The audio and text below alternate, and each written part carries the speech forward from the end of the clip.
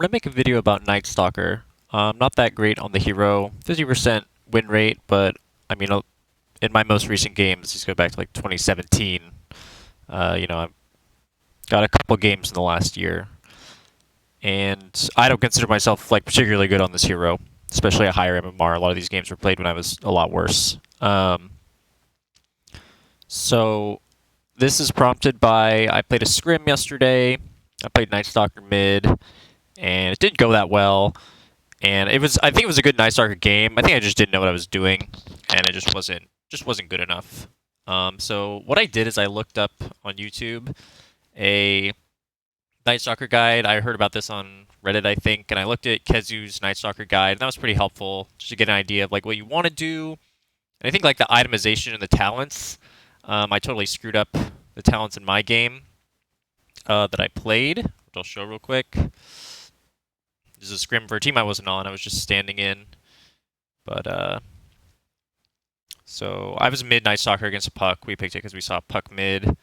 And I went the Dark Ascension duration, which is good. But then you should go the Dark Ascension damage talent just to kill supports faster. The move speed is kind of redundant, I think. And then the 20 strength at 20 is really good for being able to hit shit. I went the Crippling Fear cooldown, which is also just kind of redundant. Crippling Fear, like the way the hero works, you just go in and you kill something while Crippling Fear is up. Anyways, like you don't need it to be on cooldown faster. The goal is just to get the kill as fast as possible. And survive more. The hero has some survivability problems. And then the 25 talent, the Dark Ascension cooldown, I think is correct, but at that point, didn't matter in this game. It was way too late. So I'm going to what I'll do is I'm going to in this video go over a replay from Saberlight on Night Stalker. And then this is after me having watched this Kezu video. I'm going to look at this replay from Saberlight and we're going to see what he does, and then from there I can go back and look at my game maybe in the next video, and I will kind of show what my shortcomings were. And then maybe in another video, I will play another game as Night Stalker and hopefully do better.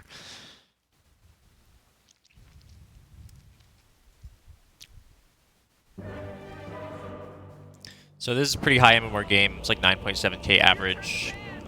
He's going to be playing offlane Night Stalker.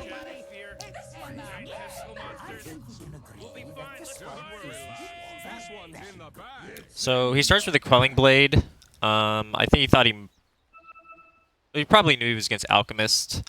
I thought he might be against CK, in which case you want a Quelling Blade, because CK has really high base damage. Alchemist doesn't have extremely high base damage, but it's decent actually, so Quelling Blade is good for last hitting if you're against high base damage heroes. If you're not, Night Stalker doesn't really need Quelling Blade. I don't think he would get it every game.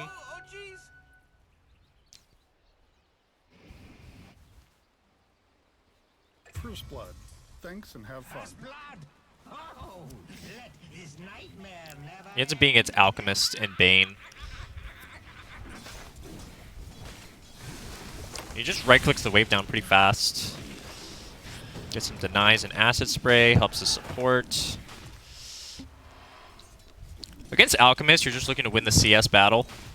Night Stalker's not like really a kill threat hero in lane that much, unless the enemy like just does something really dumb, because you're just not that strong in the daytime. He's not afraid to use his mana to like trade early. He hasn't used his mana for CSing, but he hasn't really needed to either. I think sometimes you need your mana to like secure last hits, and then sometimes you don't. Getting in free hits on the Bane where possible, not chasing too far. He gets first item Bracer. I saw on Dota Buff he gets Bracer first every game and then goes straight boots, so he doesn't get two Bracers. That's popular right now. His item build, actually he gets Quelling Blade every game on Night Stalker too, so I was wrong there. But yeah, really quickly he gets Bracer. One game in 10 or 11 or something he got a second Bracer, but usually he gets just phase boots right after and then always a wand as well. Your name offends me. So he's got the lane pulled back here, and the Rubik actually does a really good job at preventing pulls from happening. And so the lane gets static here, and he just gets a ton of free farm in a really good spot. And this Alk's just not getting any CS. Feels real bad to be Alk in this situation. And he's auto-attacking this wave here because the next wave for them is coming, because they didn't pull. So, like, this wave is supposed to meet this wave that's here, so this wave needs to die first. That's why he's auto-attacking this wave here. This is, like, the ideal spot to be in, is, like, the enemy has, like, a 3 creep advantage on you. So it's, like, always pushing into you, and you're, like, at your tower, so you just really auto-attack their creeps. It's really nice. So you can see the CS. I mean, this has happened like 4 waves in a row now. He's just massive. Best CS in the game, better than mid. He's just gotten 4 waves of complete free farm. And they dive the Bane here. Get a nice kill. The Bane did finally get a pull off, which is where that next wave had gone. But the damage was already done. He's freaking a monster now. So he finishes his phase boots. He's going to pick up a raindrop, which is really important to just keep your mana up on this hero. This kind of creep aggro is good just to pull the lane back just a little bit more.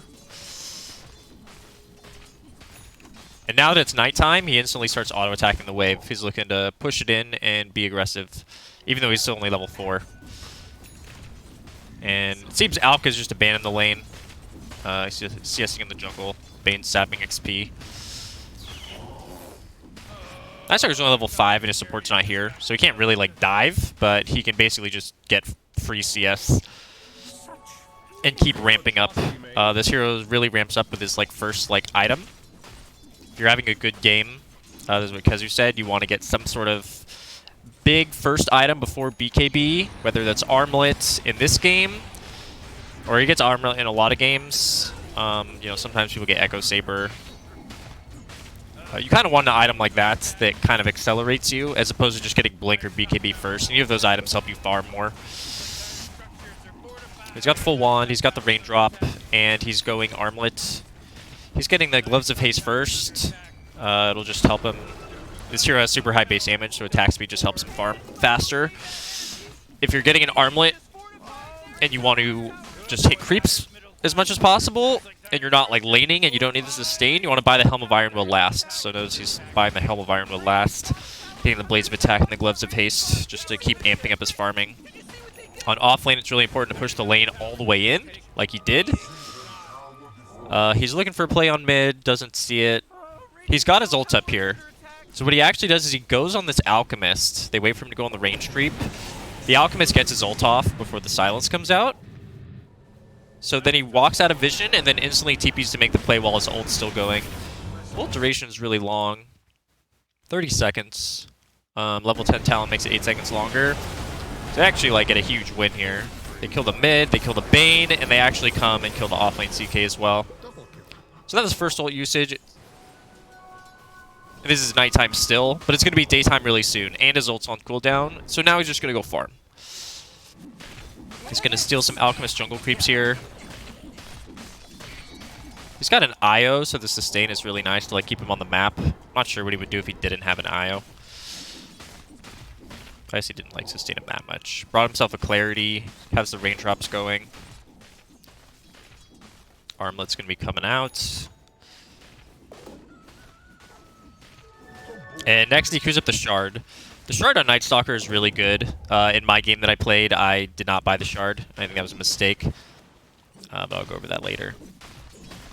The sustain it gives you is nuts. It works on Ancients at night. It just makes you like a farming monster. And this hero has just health and mana sustain issues.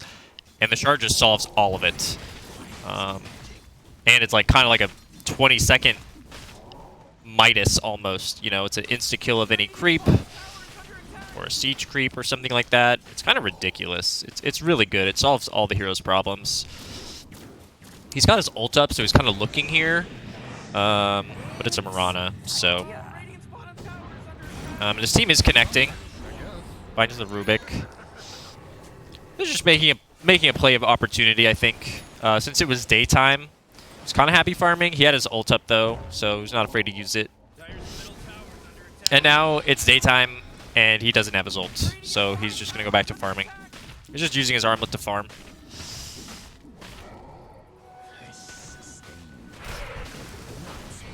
Look at, there's this mid engagement happening, and I mean he's looking, but he really has no desire to go there.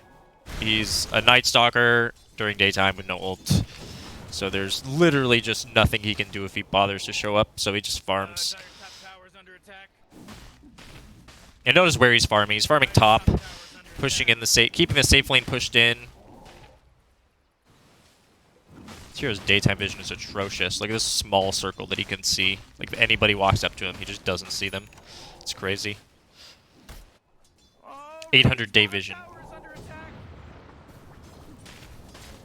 So I feel like this is a little dangerous for him to be like pushing this in when he didn't see anybody else on the map. Like you can see the map to him is completely dark. They do have great ward vision, but this is kind of dangerous to be farming this, and his team's not that close. Sees the Bane, he tries to hide. He gets caught by the arrow. Actually lives. His team was barely close enough to connect. This is really cool. He plays at really low HP, and he just toggles his armlet on if he goes in. And ends up still being able to help, even though he's like low. There's some pro armlet toggling. So it's almost nighttime again, which I think is why he's hanging around. It's going to be nighttime. They really want to get this tower. And then the enemies are respawning, and they're like, nah, we're going to feed. So he's got his shard now, where it's coming on the courier. And notice he walks to the Ancients first, because you can use it on Ancients during nighttime. It's super good. And then boom, all of a sudden you're a fucking Ancient farmer.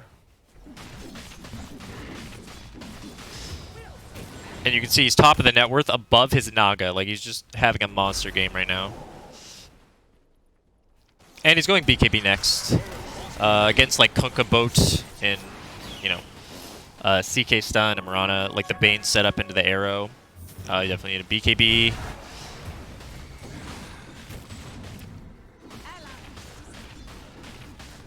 He's really not afraid. Like, his support just died mid, and he's just going to farm the jungle anyways.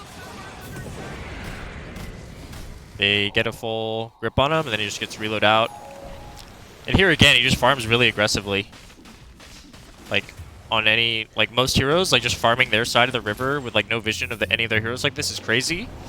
But he's a Night Stalker, so they go on him, and he just lives anyways. Super cool. And then he doesn't even have to go back to base because of this Hunter in the Night. Like, he just regens everything. It's nighttime, he's got ult, it's time to go.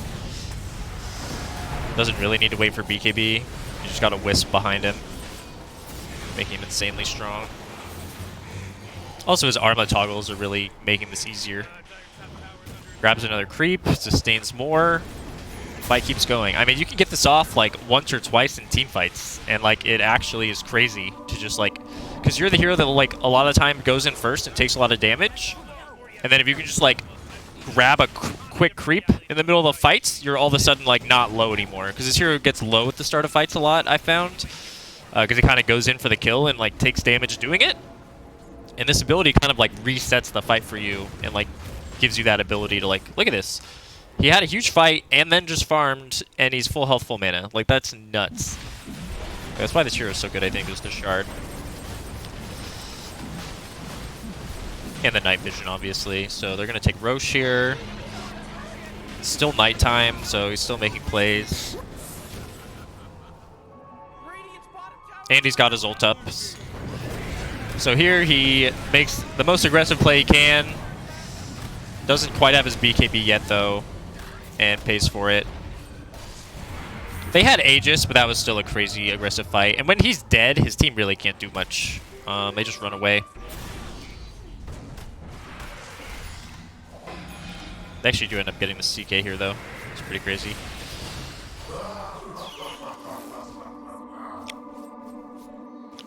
So he's respawning. It's daytime. He doesn't have ult. So what does he do? He just goes and farms.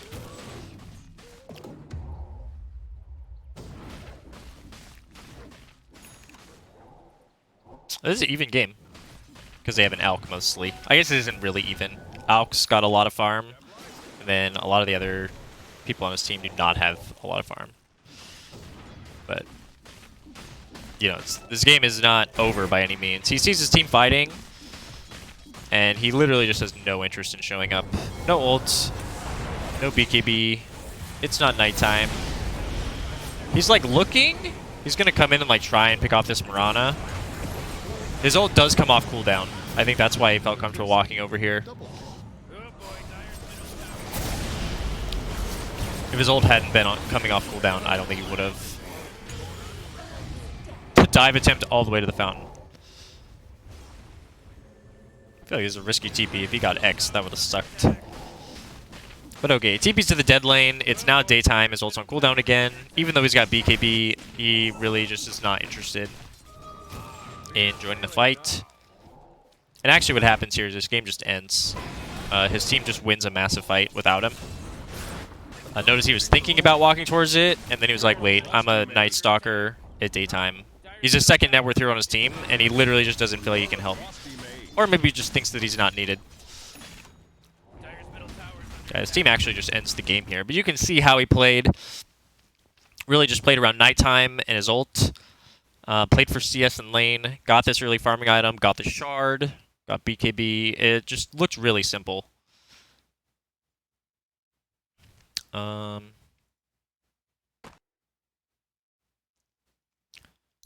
don't know if there's anything else to say. Here's the score screen. But it just looked like a really easy game for him. It's like almost top of the net. It was top of the net worth until freaking 15 minutes against an alchemist. It's pretty wild. Really, that lane, a lot of it came down to that pull. Not that he was gonna lose the lane versus alchemist, but got like 3 waves of like complete free farm and deny to the alch, which made it really easy. So I won't go over the replay here, but just to show you the game I played and what items I got.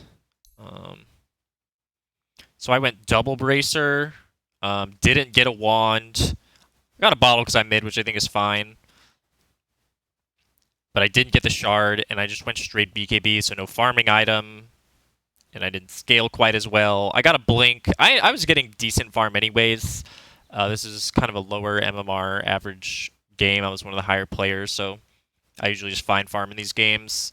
But I think maybe I could have had more impact if I had more sustain with the shard, and then getting some other farming item to just be more of a threat earlier.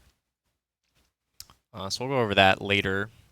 But yeah, that's why I wanted to do this in the first place. Was just I was like, Night Stalker's a good hero. Like, you know, I clearly could have done better in this game, and so I wanted to look into how to play him.